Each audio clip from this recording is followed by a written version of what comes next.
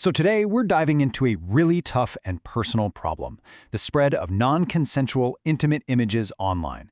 It's an issue that knows no borders, but its two closest neighbors, Canada and the US, are tackling it with two completely different legal game plans. We're going to break down exactly how each country is trying to solve this critical challenge. Just imagine for a second this happens to you, or someone you care about. A private moment is suddenly ripped into the public eye, shared for the world to see, and all without your permission. The violation is instant, it's deep, and your first thought is probably, how do I make this stop? But the second question, well, that one's just as critical. Getting that content taken down and actually getting some form of justice, it all comes down to one thing. Who does the law hold accountable? And right there, that's where the story splits in two. Now, going after the person who uploaded the image, that seems like the obvious move, right? But the real legal battle, the one that's actually reshaping the internet as we know it, is all about the websites that host and even profit from that content. Should the platform be responsible? Well, Canada and the United States are giving very, very different answers to that question. Okay, so to really get why this legal split is such a big deal, you have to understand the terrifying scale of this problem. Because when an image gets uploaded just once, it doesn't stay in one place. No, it can spread like wildfire, and every copy just multiplies the harm over and over again. Get this. A recent report from Canada's Privacy Commissioner told the story of one victim's video. It was uploaded by an ex-boyfriend, and it ended up being copied and spread more than 700 times across over 80 different websites. It's just an absolute explosion of harm, and it shows you why just chasing down the original uploader, it's often not even close to enough. All right, let's head north of the border first and look at Canada's path. For years, the main focus was on the individual who posted the content. But lately, we've seen this dramatic pivot, a really decisive move to put the responsibility squarely on the shoulders of the platforms themselves. So you can think of Canada's solution as being built in layers, one on top of the other. First, back in 2014, they made it a specific federal crime to distribute these images without consent. Then the courts started developing new civil tools so victims could sue for damages.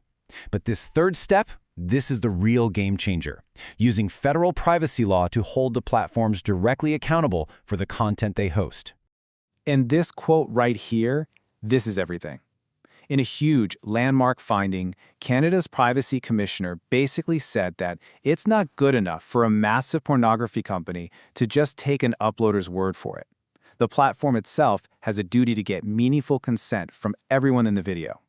The crucial point here is that the burden is shifting from the user to the platform. It's a massive change. Now, let's hop across the border to the US, where the legal system starts from a completely different place. The polar opposite. Instead of assuming platforms have a responsibility, its foundational law was actually designed to protect them from it. It's called Section 230, and you got to think of it like this powerful legal shield.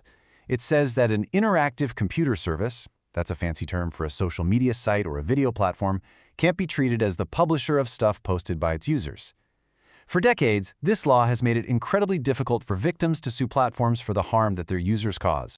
But here's the thing, that shield isn't invincible. It's not absolute.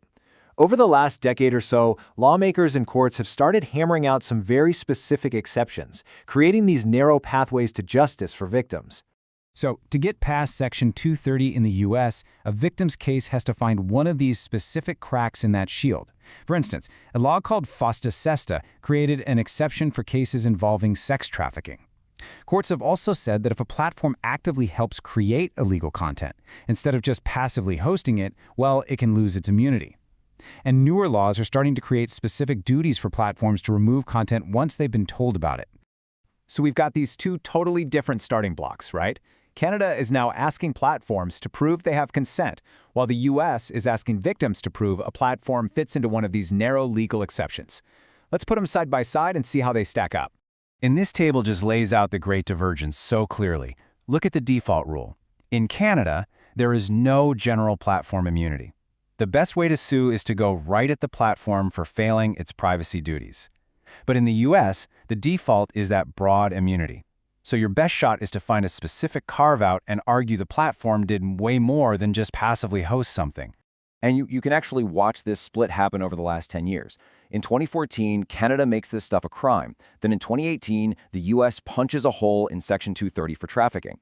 Then after huge public pressure in 2020, the paths really start to accelerate. Canada moves toward direct consent rules while the US adds a formal takedown law. Two very different answers to the exact same crisis. So, okay, all this legal theory, why does it actually matter? Well, for victims who are just trying to reclaim their lives and their privacy, these differences have profound, real-world consequences on their path to getting any kind of justice.